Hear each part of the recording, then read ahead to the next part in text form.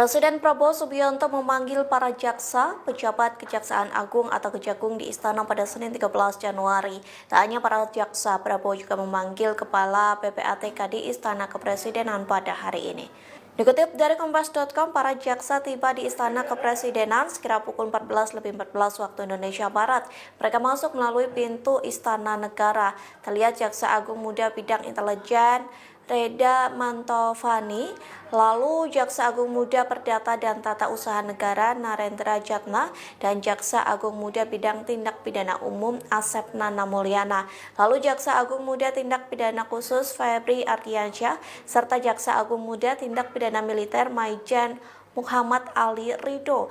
Dalam pemanggilan tersebut terlihat pula Kepala PPATK Ivan Yustia Vandana dan PLT Kepala BPKP Muhammad Yusuf Ateh.